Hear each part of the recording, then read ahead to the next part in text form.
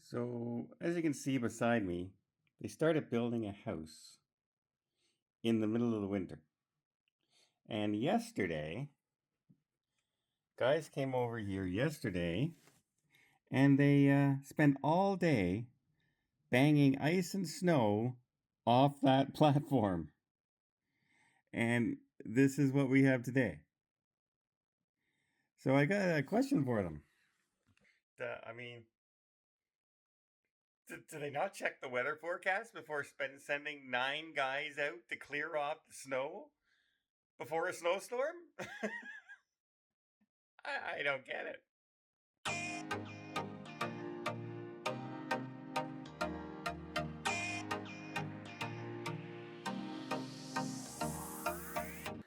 Hi, everybody. Okay. Something's been annoying me for weeks now, and I gotta change it. I gotta change it. So I'll be right back. Okay, that's better. It's been driving me crazy. My hair, no matter what I did with it, it just looked messy to me all the time. And so now it's short because I'm traveling for a month, and this feels, now I feel like me. I probably lost another 2 pounds just getting my hair cut last night. But I just wanted to bring on, because I am getting a bunch of messages recently, some people who are planning trips this year to Europe. And they are wondering, how do they go about getting what's called the ETIAS? Now, they could not make that more complicated. Basically, what that is, it's a traveler authorization for traveling to the EU and places in Europe.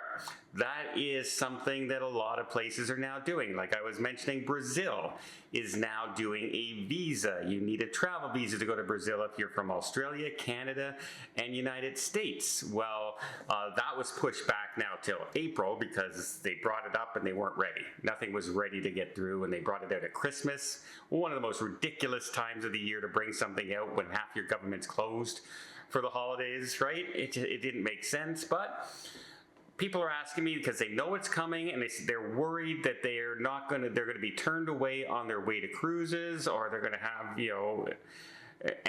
does a transatlantic count for this? Is it only flights? What is it? Well, it's going to be for both. If you're traveling by transatlantic cruise or you're flying over, it will be the same. You will need this ETIAS. To this day, I don't know what that means. But basically, it's a travel authorization form. It's like a visa that you're going to get.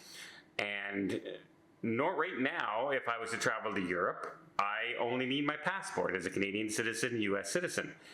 That will be changing. But the good news is, as of right now, it's not changing until the middle of 2025. Not this year. So we don't have to worry about these visas and travel things coming up right now. But it will be. And in fact, just to double check, because I always like to double check my information. I was pretty sure about this, but I always like to double check. I went to the website, and it expressly says on there that it will be starting in the middle of 2025, as well as it also says that they are currently not in operation and no applications are collected at this point. In other words, they're not running it. You don't need it. You still go by the old rules. So if you can travel there by passport, that's all you need to go until next year. And why they're doing this, more than just having a passport, I don't know. Is it a secondary security thing that they're doing now? Because now you will have to show proof of your passport as well as other information when you apply for these authorizations? Or is it just another way to earn extra tax dollars? I kind of think it's the latter more than anything, but good intentions often come with, we're going to solve these things by introducing a new tax. And that just seems to be the way of the world right now, the way things are. But I just wanted to let everybody out now that if you are going to Brazil before April, you don't need that visa. It's not until the middle of April when that comes into effect. And if you're going to Europe, you do not need that authorization form that filled out or anything like that yet until 2025. So if you're booking a mid-year 2025 cruise ahead of time to Europe, keep this in mind, because you will, you're going to need to have this done. Now, when Brazil brought it out, there was supposed to be 5 days. And after 20 days, they finally gave up and just said, yeah, we're going to start this in April now because we got to clear things up. Hopefully, the EU, by the time they get this up and running, has this running properly, because you don't want to have, a mess of people all trying to get, if you're going to bring it out, say you're going to need this starting June 1st, for instance.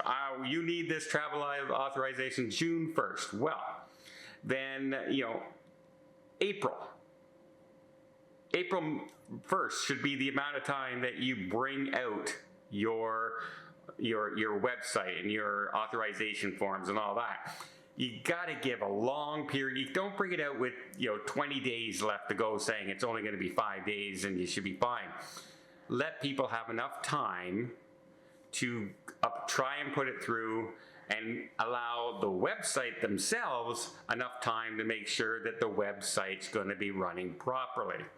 And no one can ever say that the website's always run perfectly right away. It's just a website. It should be simple. It's not. It's not. Because look at what happened with Brazil. Here in Canada, we had the Canadian government wanted to introduce this new pay system to all their government employees. They implemented it, and tons of employees couldn't get their paychecks. And it took 3 years for some of those people to start getting their money back. That's, what happens all the time with new technology, new websites, new things like that. When they introduce them, they haven't run them. You can run a test. Here, we're going to do a test with 50 of our employees are going to do this. Yeah, then try it when 100,000 people try and apply for those, like summer vacation for the visa, authorizations. It's a big difference. It's a big difference, and it needs to be stress tested. It needs to be checked out. And I hope the EU, when they bring this out, I just hope that they're ready, because it can be a big, big mess. An absolute catastrophe mess. And also, if it's just a travel authorization, please don't put in some of the stuff like Brazil has put in, where you have to show proof of your account, money in the bank, credit card statements. Should it not just be, here's my passport, and maybe, here's another piece of ID. Passport ID that I use in the country. That proves it's me. That proves I'm here. I have 2 different identifications, and here's the money to pay for it with my name on my card. That should be enough, right? You shouldn't need a whole bunch of other stuff on there to make things just more complicated. At least, but it's government. It's going to be complicated.